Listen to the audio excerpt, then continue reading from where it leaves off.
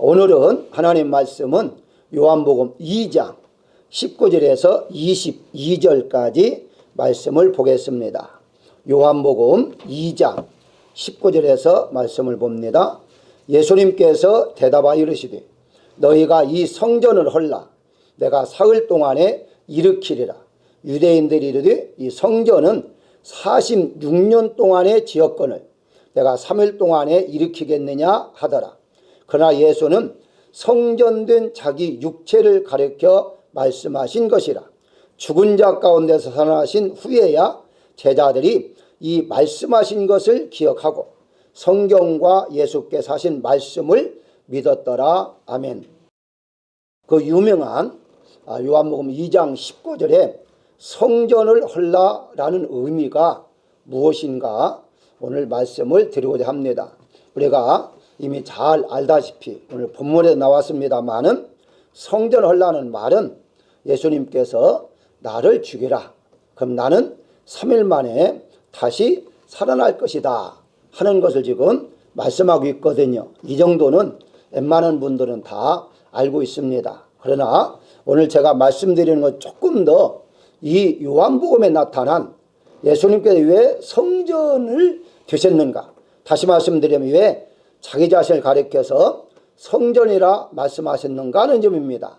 그것은 구약적으로 들어가서 구약에서 성전을 통해서 예수님께서 무언가 이루고자 하는 것이 있기 때문에 성전이라는 것으로 자기 자신을 표현한 것을 볼 수 있습니다. 자, 그러면 먼저 성전의 역사를 잠시 한번 살펴보게 되면요. 자, 여기가 이제 성전이죠. 오늘날 우리는 교회당 건물로 따지면 교회당, 그리고 교인은 실질적으로 사람이죠. 우리 자신을 가리켜서 교회라 그렇게 말합니다. 여기 건물은 교회가 아니라 교회당 이렇게 분명히 구분해서 말할 수 있겠죠. 자, 그렇다면 이 교회당이 이제 거슬러 역사적으로 올라간다면 성전이죠. 그래서 이 성전을 헐라 하는 말은 그 성전에 들어있는 어떤 의미가 있기 때문에 그렇습니다. 그러면 이 성전을 조금 더 자세히 알려고 한다면 성막을 알아야 됩니다. 성막의 기구의 배치, 위치, 순서 이런 것들을 알게 되면 예수님이 왜 나를 죽이라고 했는가 하는 점을 알게 되죠. 물론 이제 그 전에는 이제 돌로 단을 쌓게 되었고요. 그 다음에 제단이라고 했고, 그 다음에 제물만 처음에는 드렸죠. 여러분 알다시피 창세기 4장 3절에 보게 되면 가인과 아벨이 하나님 앞에 제사를 드릴 때에 가장 먼저 이름이 나온다는 거예요. 사람 이름. 즉 가인과 그의 제물, 아벨과 그의 제물. 하나님께서는요 사실은 제물보다는 우리 자신을 원했던 거죠. 그런데 우리 자신은 죄인이잖아요. 이게 죄인이 하나님 앞에 나가려면 죄가 없이 하는데 없애는 방법은 제물로 대신해서 하나님께 드림으로 하나님 앞에 예배를 드릴 수 있다. 그래서 사실은 처음도 사람입니다. 처음도 사람이었죠. 하나님이 원하시는 것은 하나님의 형상대로 지음받은 사람을 원하셨죠. 다시 이런 전체적인 과정을 통해서 다시 사람으로 연결되죠. 그래서 지금도 사실은 교회당도 하나님이 이렇게 보존하시고 기뻐하시겠지만 교회 이제 옛날에는 몰랐을 때에는 저 교회당을 아름답게 짓는 거. 여러분 알다시피 중세기 때 보면 얼마나 아름답습니까? 금으로 해가지고 그 자체가 하나님이 함께하는 것인 줄 알고, 물론 틀린 말은 아니에요. 그 건물로 하나님 함께하지만 오늘날 어떻습니까? 시간이 지나다 보니까 그런 놀라운 건물들이 다 술집으로 유럽은 많이 변했다고 해요. 어쨌든 교회당도 중요하죠. 그러나 정말 중요한 것은 자신, 사람이다. 자, 그래서 이 사람 때문에 주님이 죽으셨다는 거죠. 이 사람의 죄 때문에 죽으셨다.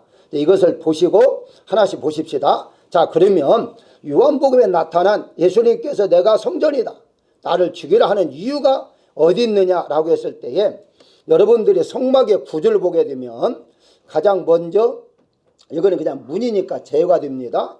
그리고 이제 가장 먼저 사람이 들어가게 되면 번제단이죠. 이제 번제단에서 양을 잡습니다.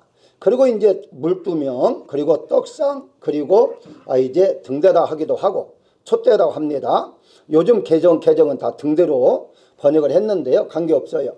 그 다음에 이제 분향단, 그리고 이제 법궤, 그리고 법궤를 덮는 이게 시온소 혹은 속죄소라고 말합니다.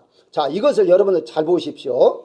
배치된 것이 십자가 모양이에요. 이 자체가 그림을 보게 되면 십자가 모양으로 배치를 했습니다. 이렇게 배치를, 기구들을. 그래서 제가 일부러 옆에다가 십자가를 했는데요. 자, 그러면 예수님께 왜 십자가에서 돌아가셨냐는 어저께 말씀을 드렸고, 자, 내가 네 성전을 하려면 나를 죽이라. 어디에? 십자가에 죽이라.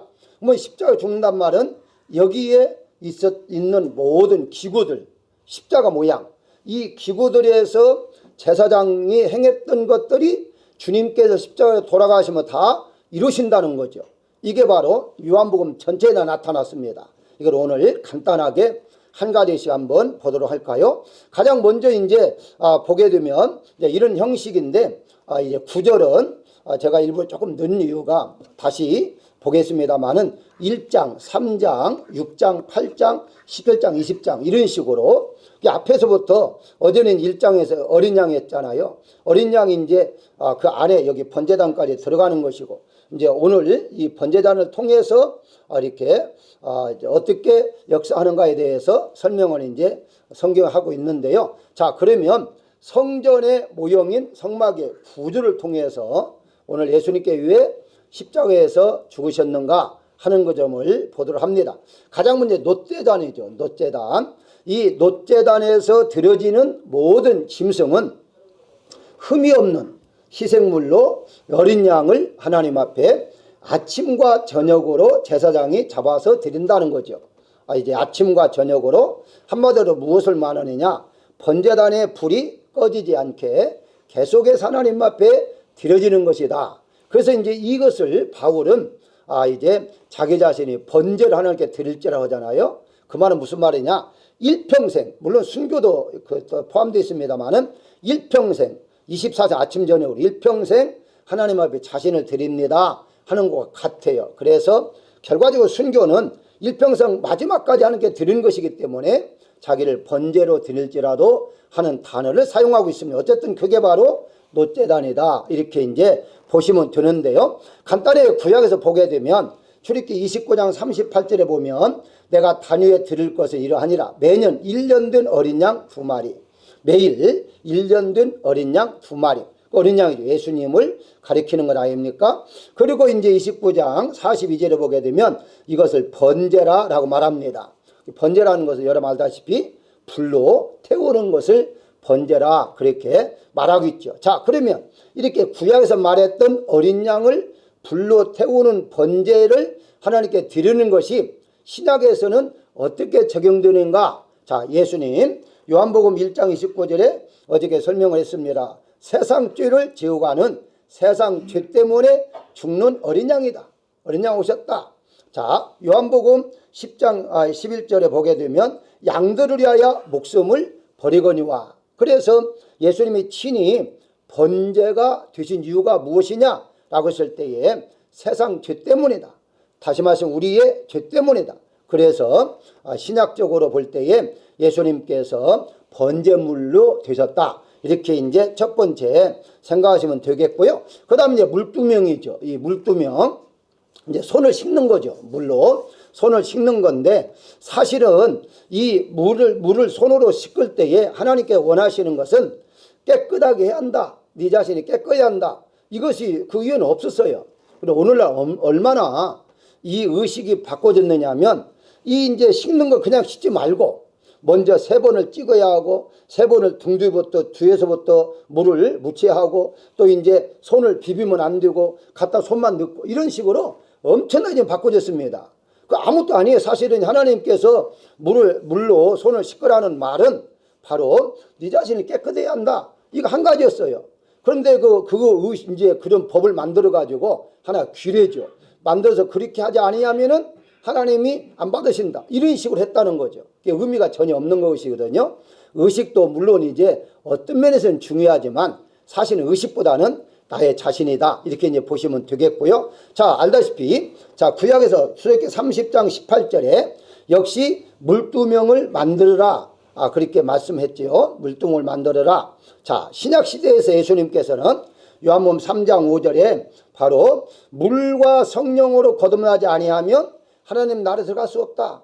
반드시 물두멍에 손을 씻게 한다 하는 것이죠. 물과 성령으로 거듭나야 한다. 물로도 거듭나야 한다는 말이에요. 이것만이 아니라 이제 2장에서는 그 물로 포도주가 변하는 사건이 나오죠.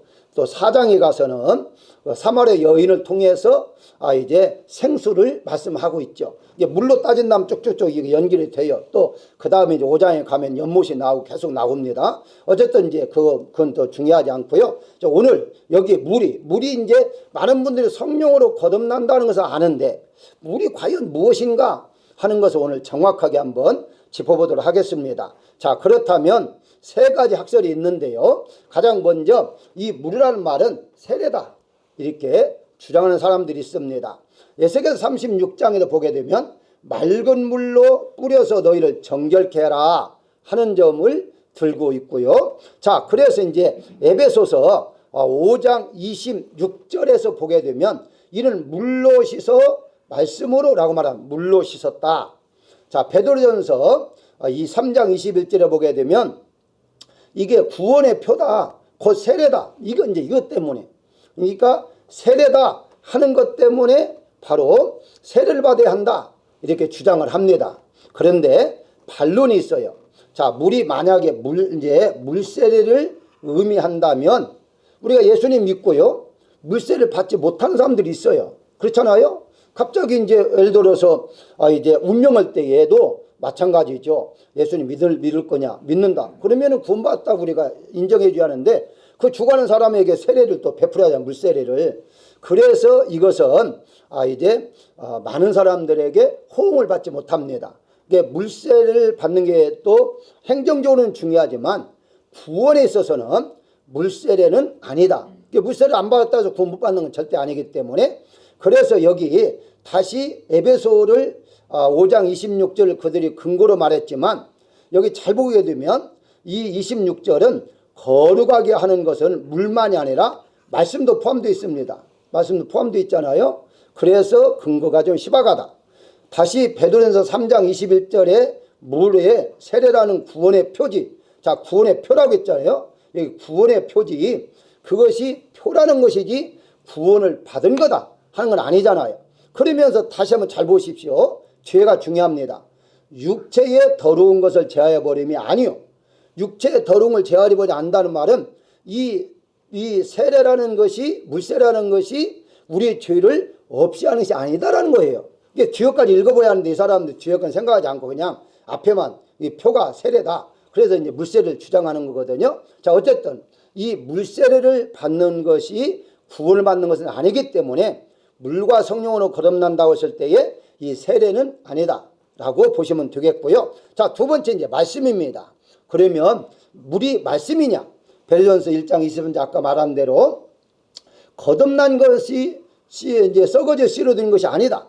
바로 하나님 살아있는 말씀으로 거듭났다. 이게 아주 정확하죠. 이게 거듭나는 것은 성령으로만이 아니라 하나님의 말씀으로도 거듭나는 거다. 이렇게 정확히 말하고 있어요. 요한복음 15장 3절에 내가 일러준 말로 이미 너희는 깨끗해졌다. 깨끗해졌다. 물로 깨끗해졌다. 에베소 5장 26절에 물로 씻었다. 깨끗해졌다 하는 말이거든요. 그래서 개혁주의자들의 중에서 대부분 이 물은 말씀을 의미한다라고 해석들 해요. 그러나 이제 반론도 있어요. 반론이 뭐냐? 성령도 말씀인데 왜 성령이 말씀이냐라고 했을 때에 진리의 성령이잖아요. 진리는 말씀이잖아요. 성령은 진리라는 말씀이 계속 나오거든요. 그게 결과서는 진리 있고로 성령이라는 말은 진리는 말씀인데 그럼 하나님께서 말씀이 성령이니까 성령 이렇게 이제 중복해서 말씀했겠느냐 하는 거거든요. 그래서 이것이 아니다라고 주장할 수 있는데 사실 이것은 그렇게 많이 큰 반론으로 받아들일 수가 없고요. 그 다음에 이제 세 번째가 예수님의 피라는 거죠. 물이라는 게 예수님의 피다. 역시 근거를 대죠. 히브리서 9장 22절에 율법을 따라 거의 모든 물건이 피로서 정결하게 되냐니. 이제 구약적인 것을 끌어오잖아요. 피 흘림이 없이는 사함도 없다. 정확하게 말하잖아요. 12절에는 오직 자기의 피로 영원한 속죄를 이루셨다. 자기의 피로 영원한 속죄를 이루셨다. 이렇게 말씀하고 있고요. 또 이제 큰 제사장, 예수님이 큰 제사장이죠. 큰 제사장이 바로 몸을 맑은 물로 씻으셨다. 그래서 물이라는 것은 피다라고 주장하고 있습니다. 역시 개혁주의자들 중에서 물은 그리스도의 피다라고 주장하는 사람들이 많이 있습니다. 그래 이것도 역시 반론이 있기는 있어요. 요한일서 5장 8절을 가지고 증거하는 셋이니 성령과 물과 피라라고 이 셋이 합하여 하나다 했는데 그러면은 이 피가 성령이냐? 또 이렇게 반론하는 사람도 있습니다만은 자 여기에서 지금 말하고자 하는 것은 뭐냐? 거듭나게 하는 것이 무엇이냐? 즉 깨끗게 하는 것이 무엇이냐는 거죠. 여러분들이 깨끗이란 말은 거룩이잖아요. 그럼 성령이 뭡니까? 영은 영인데 거룩할 영자잖아요. 거룩한 성자니까 거룩하게 하시는 거다. 성령을 깨끗게 하시는 거다. 이게 중요하다는 거거든요. 자, 그래서 결국은 결론이 무엇이냐라고 했을 때에 물로 거듭난다는 말은 세례만 빼고 세 가지 학설 중에서 세례만 빼고 말씀이라든가 피로 해석하는 것은 현재 문제가 없다. 이렇게 어떻게 해석하든지 문제가 없다. 왜? 두 가지 다 개혁자들이 바로 지금 사용하고 있기 때문에 그렇다는 거죠. 중요한 것은 말씀이냐 피냐를 너무 강조하지 말고 깨끗함을 받았다는 것이 중요하다는 거죠. 그 한마디로 너희는 죄가 없어야 한다. 그게 거듭나는 것이다. 그게 죄 없으면 어떻게 하느냐? 예수님의 말씀으로 거듭나야 한다. 성령으로 거듭나야 한다. 피로 죄사함을 받아야 한다. 다 동일하잖아요. 그렇기 때문에 바로 여기에 강조점이 있다. 이것만 보시면 돼요. 자, 어쨌든 요한일서 1장 7절에도 아들 예수의 피가 우리를 모든 죄에서 깨끗하게 하신다. 이것이 근거가 되고요. 에베소 5장 26절에 말씀으로 깨끗하게 하사. 이 근거가 되니까 이 두 가지의 구절을 가지고 우리는 이 물을 해석할 때에 말씀이라든가 피라든가 그러면 사실은 이 말씀은 예수님, 하나님 말씀 예수님이잖아요. 피도 예수님 피가 흘렸잖아요. 그게 결과서는 예수님으로 인해서 너희가 거듭나야 한다는 거예요. 결과적으로는. 그래서 예수님이 바로 우리를 깨끗게 하는 거다. 우리가 계속 주장합니다만은 다른 사람으로서 구원받을 수 없다는 말 딴 게 아니에요.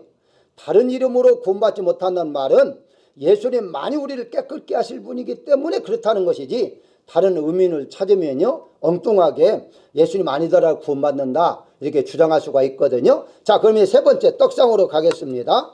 이 떡상은 여러분 알다시피 구약에서 진설병이라고 그래요. 그래서 항상 내 앞에 있게 하라. 항상 있게 하라. 그리고 고운 가루로 떡 12를 만들라. 여기 그림에 하나가 6개씩입니다. 이렇게 여기 그림에 6개에서 12개. 12개는 무엇인가? 그것은 바로 이제 이스라엘 12지파를 상징한다. 이렇게 이제 보시면 되겠습니다. 자, 그러면 시작에서 예수님이 왜 떡이 되셨는가 이미 많이 이건 들었어요. 요한복음 6장 33절에 하나님의 떡은 하늘에서 내려온다. 생명을 주는 거다. 35절에 나는 생명의 떡이다. 예수님께서 떡상이 되셨다 이 말이죠. 그 구약에 이런 모든 것들을 다 의식적으로 행했던 것이 이제 예수님을 통해서 다 이루어졌다. 지금 이것을 제가 설명하고 있거든요. 결코 줄이지 않을 것이다. 목마르지 않을 것이다. 그러면 다시 6장 48절에서 내가 곧 생명의 떡이다. 내가 떡상이다. 라고 분명히 말씀하고 있습니다. 그래서 예수님을 우리가 먹어야 한다는 말을 바로 제자들이 이해를 못한 것이 나를 먹어라. 내가 떡이다. 그런데 사실은 이거 구약적인 개념으로 말한 거예요. 이 구약적인 개념으로 이 떡을 먹어야 한다 하는 것을 말한 것이죠. 오늘날 말하자면은 예수님을 믿어야 한다 이 말과 같거든요. 자, 그 다음에 촛대입니다. 촛대는 맨 아래에 있는 받침대 여기 여러분 알다시피 이 하나 가지고 양쪽으로 뻗어서 이제 이렇게 3개로 해서 6개 하나의 가운데가 해서 7개로 만듭니다. 이건 다 그림만 약간씩 다르죠. 다 동일해요. 7개, 7촛대라고 말을 하고 있죠. 요한계시록에 1장에서 바로 언급되잖아요. 자, 구약에서 이미 나온 대로 2가지 아래가 있게 한다. 꽃보텀이 전부 정금으로 만들라. 다른 것과 달라요. 다른 나무로 만들어서 입혀요. 금을 입혀요. 그런데 이 촛대만큼은, 즉 등대만큼은 전체 금이에요.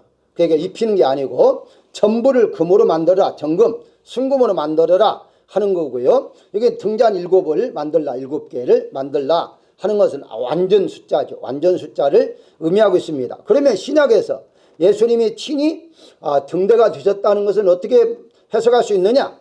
요한복음 8장 12절에 나는 세상의 빛이다. 예수님은 빛이다. 등대다. 분명히 말씀하고 있죠. 그래서 어두움에 다니지 아니하고 생명의 빛을 얻으리라 라고 말하잖아요. 여러분 이 말씀을요, 영적인 것도 해석이 되지만 그냥 오늘 성막이니까 성막에 대해 잠시 제가 말씀을 드리겠습니다. 성막은요, 창문이 없어요. 그러니까 이 등대 빛이 없으면요, 캄캄해서 아무 일도 못합니다. 그렇기 때문에 이 성막에는 반드시 등대 불빛이 있어야만이 제사장이 그 안에 다니면서 피도 뿌리고 해서 일을 할 수가 있어요. 그러니까 여기 분명히 나는 세상의 빛이다. 나는 등대다. 내가 등대기 때문에 어두움에 다니지 않는다. 어두움이 없어진다. 성막 안에 어두움이 없다. 항상 성막 안에는 빛이다. 나는 항상 빛이다. 너희는 나를 따르면 너희도 항상 빛이다. 이거죠. 그 결과서는 너희도 세상의 빛이다 하잖아요. 우리가 세상의 빛이 되려면 빛 되시는 예수님과 함께 동행할 때만이 내가 빛을 비출 수가 있는 것이지, 예수님이 나에게 빛을 따로 줘가지고 내가 빛을 비치는 것 절대 아니다는 것을 우리가 알아야 됩니다. 성막을 통해서 예수님 빛이라는 걸 조금 더 알 수 있는데요. 그래서 다시 9장 5절에 보게 되면 나는 세상에 있는 동안에는 세상의 빛이다. 세상의 빛이라는 말은 세상에서도 빛을 비치는 분이시다. 이제 그렇게 말씀하고 있죠. 예수님은 영원한 빛이시고 우리도 영원한 별로, 영원한 해와 달과 별처럼 우리가 부활한다 했잖아요. 어쨌든 예수님이 등대가 되셨다 하는 거고요. 5번째 분향단. 이게 잘하는데 분향단이 기도를 의미하고 있죠. 역시 분향할 단을 만들지니 여기에서 이제 연기가 피어오르잖아요. 연기가 피어오르는 거. 그래 향기와 같이 피어오르는 것이죠. 자, 아침마다 그 향기로운 향을 사르되 등불을 정리할까지 사르라 라고 말하고요. 중요한 게 있습니다. 여앞에 끊지 못할 것이다. 대대로 끊어서는 안 된다는 거예요. 항상 이거는 피어 있어야만 됩니다. 뭘 말하죠? 기도라는 것은 끊어지면 안 된다. 그래서 항상 기도라고 하잖아요. 쉬지 말고 기도하라고 하잖아요. 쉬지 말고 기도하라. 항상 이거든요. 그러면 올때 기도해야 하느냐, 그 뜻이 아니라 항상 나를 하나님 앞에 향기로 드리지 한다. 그래서 분명히 바울이 그걸 놀랍게 정리했잖아요. 우리는 그리스도의 향기라고 하잖아요. 향기를 어떻게 풍기겠어요? 우리 향수 풍기고 다니겠어요? 아니에요. 우리의 모습에서 예수님의 모습을 보여주는 거. 이게 바로 분향단에서 향을 하나님 앞에 드리는 것 아니에요? 자, 그럼 예수님은 어떻게 적용할 거 있는가? 요한복음 14장 14절에 내 이름으로 무엇이든지 내게 구하면 들으라. 이제 분향단에서 하나님 앞에 올라가잖아요. 여러분 알다시피 요한계시록 5장 8절에 보게 되면 이 분향단에서 분의 향이 가득한 근대접을 가졌으니 향은 성도들의 기도라.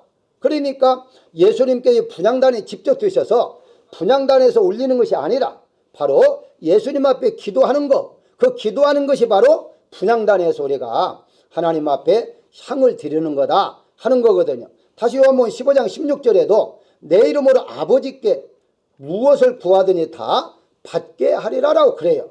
그러니까 친히 예수님이 분향단이 되어주셔서 바로 이루셨다. 우리는 예수님 앞에 기도하는 것 자체가 구약적으로 말하면 분향하고 있다. 이렇게 이제 보시면 되겠고요. 그 다음에 이제 법궤죠. 법궤는 여러분 알다시피 3가지가 그 안에 들어가 있는데요. 이 법궤를 만들어서 바로 휘장 안으로 넣게 만들었죠. 그래서 이걸 가리켜서 바로 이제 여러 가지 아까 말씀드렸잖아요. 법궤라고도 하지만 증거막이라고 하기도 하고요. 여러 가지 용어를 사용하는 다 똑같습니다.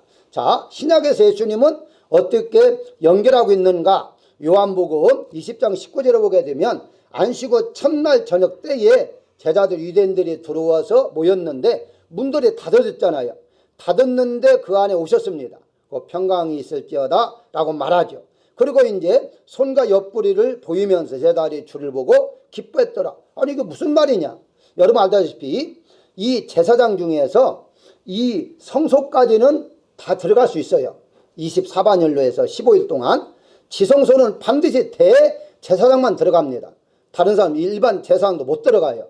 1년에 한 번씩 거기 제사를 드리거든요. 여기는 완전히 감춰져 있는 거예요. 아무나 못 들어가는 거예요. 예수님께서 휘장을 마가복음 15장 38절에 나옵니다마는 위에서 아래로 찢어짐으로 말미암아 완전히 오픈해 버렸어요. 열어놨어요. 그 열어놨는데 지금 제자들이 지금 문을 닫고서 예수님이 죽으셨다고 하니까 문을 닫고 무서워서 있는데 그 안에 들어오신 거예요.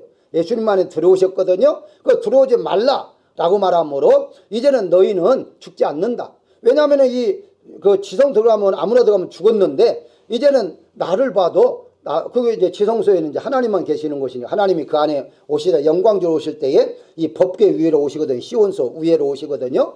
그러니까 이제 나를 봐도 너희는 죽지 않는다 하는 걸 분명히 말하면서 나를 만져보라고까지 하잖아요. 나를 만져봐라까지 하잖아요. 어쨌든 이 법궤, 율법을 완전히 예수님께서 믿음의 법으로 성령의 법으로 하나님의 법으로 이루셨다. 이걸 가리켜서 로마서 8장 2절에서는 생명의 법 이렇게 말합니다.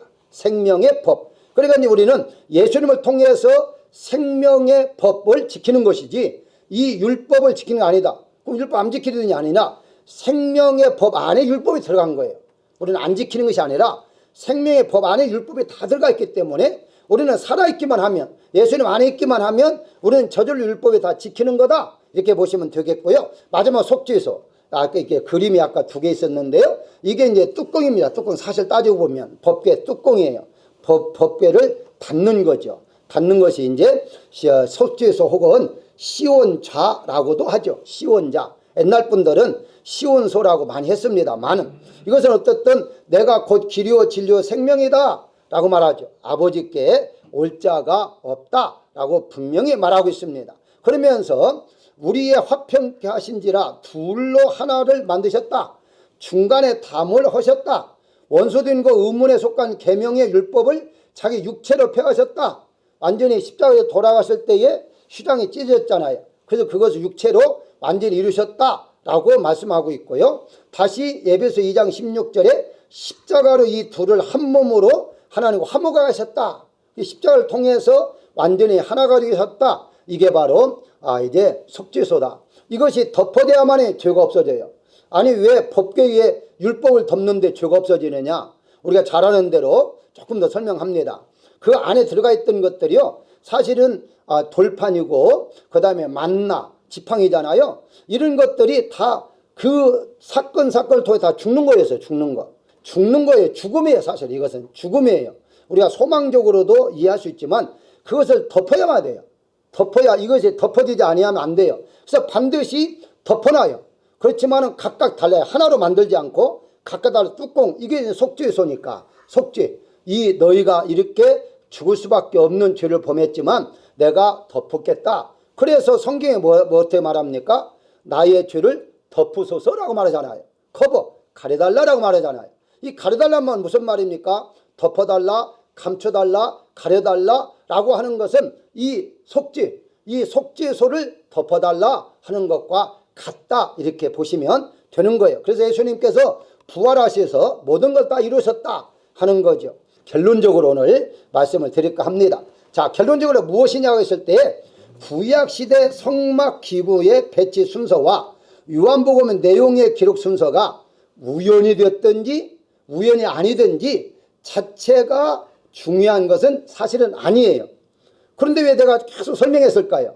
설명은 순서가 중요한 것이 아니라 바로 요한복음에 나타난 예수님께서 이루신 행적을 통해서 구약에서 우리가 제사를 드렸던 모든 것들을 예수님이 십자가를 통해 다 이루셨다. 다시는 그렇게 제사를 드리지 않아도 된다 하는 것을 요한복음에서 자세히 설명하고 있어요. 근데 왜 다른 복음에 잘 나타나지 않고 요한복음만 나타났느냐 하는 거예요. 그게 바로 요한복음은 여러분 알다시피 여기에 그 문, 즉 나로 말미암증은 절대 올 수가 없다. 예수님 아니면 구원받을 수 없다. 이게 문이거든요. 문이 이제 색깔이 4개로 만들어요. 그게 바로 자색, 홍색, 백색인데 그게 마태복음, 마가복음, 누가복음, 요한복음이에요. 자, 청색은 완전한 하나님으로서의 그리스도를 상징하는 것이다. 그러니까 요한복음은요. 신의 성품에 대해서 설명한 거예요. 하나님이 어떻게 인간의 몸을 입고서 죽으셨는가 하는 것을 설명하고 있어요. 그래서 요한복음에서만 전체적인 성막에 대해서 나오고 있습니다. 내일 또 모레도 요한복음에 나오는 7가지에 대해 설명을 할 거거든요. 이게 성경 7가지는 다 온전하다는 것을 말하잖아요. 그래서 요한계시록 보게 되면 전부 다 7가지잖아요. 대접도 7가지, 진노도 7가지, 다 7가지잖아요. 이 7가지 속에 큰 의미가 있다 하는 걸 볼 수가 있어요. 그렇기 때문에 오늘은 그 7가지 된 성막의 기구를 통해서 예수님의 모습을 다시 한번 설명해 보았습니다. 자, 오늘 이 내가 문이니 나로 말미암지 않고는 들어가며 구원을 받을 수가 없다 하는 걸 분명히 말씀하고 있어요. 예수님의 이름이 아니면, 예수님이 아니면 우리는 구원받을 수 없다. 왜? 아예 자체가 이 문을 통과하지 않으면 못 들어가니까. 예수님이 아니면 안 된다. 이게 바로 요한복음이에요. 요한복음에서 분명히 말하기를 내가 문이다라고 말해요. 그러니까 나를 통하지 않고서는 어떤 경우로 구원받을 수 없다. 이것만 여러분들이 아신다면 이단들이나 일반 어떤 자유주의 신학자들이 예수님 이름 아니도 구원받을 수 있다. 믿음으로 구원받는다. 이렇게 주장하는 사람들에게 절대 여러분 넘어가지 않을 것입니다.